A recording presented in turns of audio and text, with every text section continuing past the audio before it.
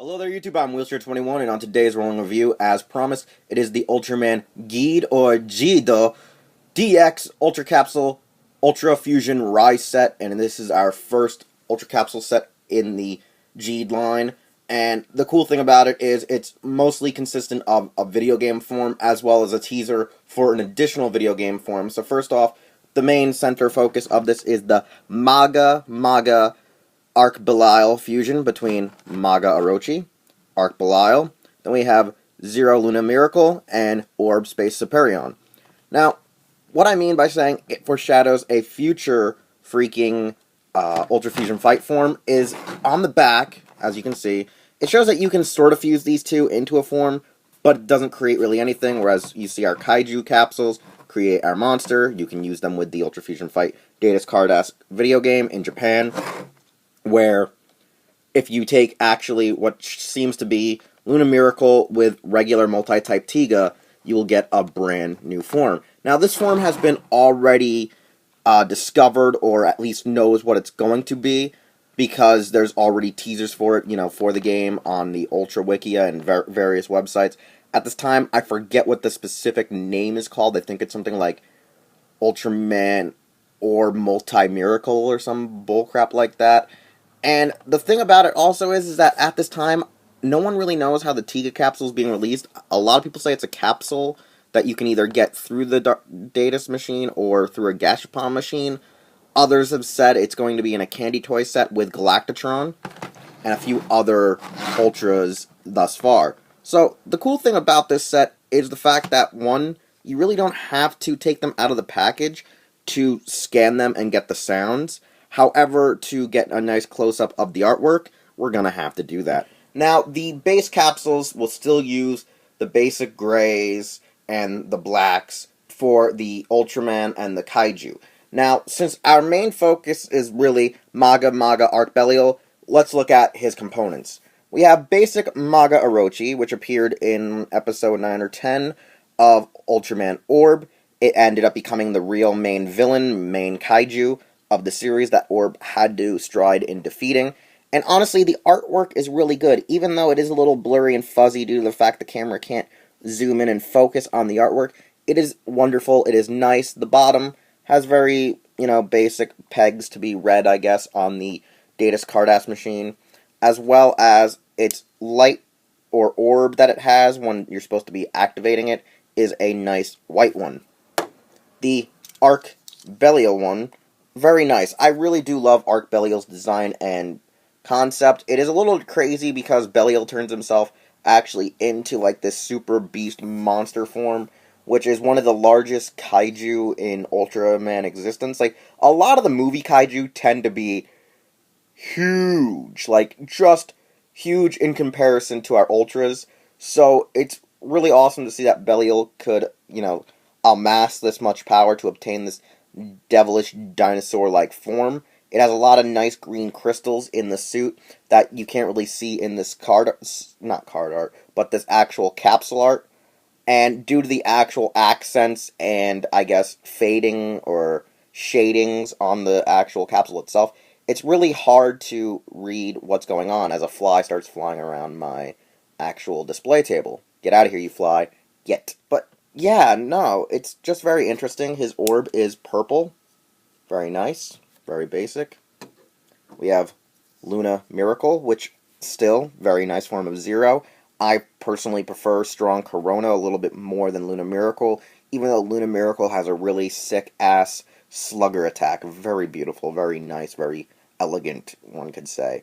It's featured prominently, most recently, in the Ultraman X episode, episode 5, when he actually crosses over with him.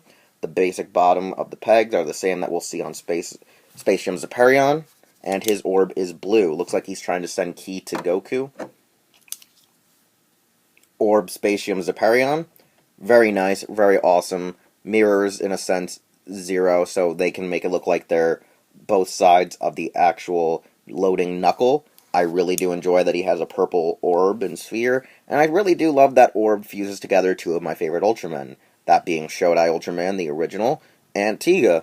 So, honestly, now we can go look at our actual capsules and demo the sounds.